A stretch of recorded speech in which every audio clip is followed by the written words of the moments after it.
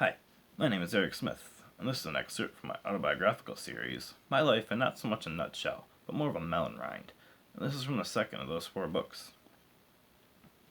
On the third night of babysitting, Emmett and I were sitting down to continue my story when his sister cried from her crib. I picked her up and she stopped crying. "I think Evie wants to hear the story too," I said to Emmett. Emmett smiled a huge grin and motioned for me to sit down next to him. I did, with the baby in my lap. I then continued my story.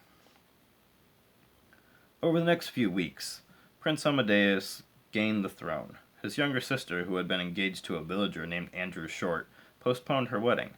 They had to bury their father now and have a coronation for the new king. Rafflesor and Eric, the royal magical advisors, invited their friend to come to the islands. He was a half-wizard, half-vampire named Kitsuke. He also had a flair for fancy architecture. He agreed to build a chapel for the upcoming royal engagements.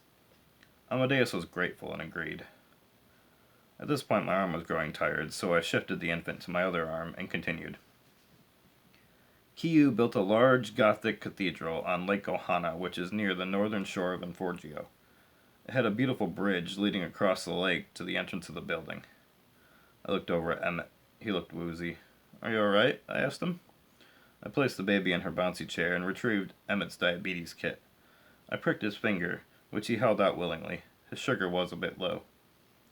"I'll get you a snack." I gave the child a cup of orange juice and a chocolate pudding cup. After he ate and drank, Emmett looked a lot better. So after ensuring that he did feel better, I continued the story. A few days later, the church was complete. That took a surprisingly short amount of time. I guess it isn't too surprising because Q is half-wizard. Emmett smiled, and I took that to mean that he was enraptured in my story. The people of the islands all came to the funeral of King Stanley.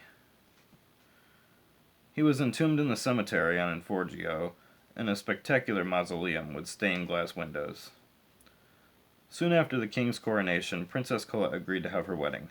Eric, the wizard, stood at the front of the church. Next to him was the groom. Andrew was a thin but somewhat muscular man with a blonde buzz cut. He wore a dark purple tuxedo with a gold chain hanging from his pocket. On Andrew's other side was Lord Reginald Wilkins, his best man. Princess Colette came down the aisle, with King Amadeus on her left side and their mother, Queen Lula, who was now known as the Queen Mother, on her right. The whole hall was full of happy tears. "Andrew Short, do you take this woman to be your lawfully wedded wife, to have and to hold, to obey and accept her title and position, and to be bonded for the rest of this lifetime?" Eric asked the groom. "I absolutely do." Andrew smiled.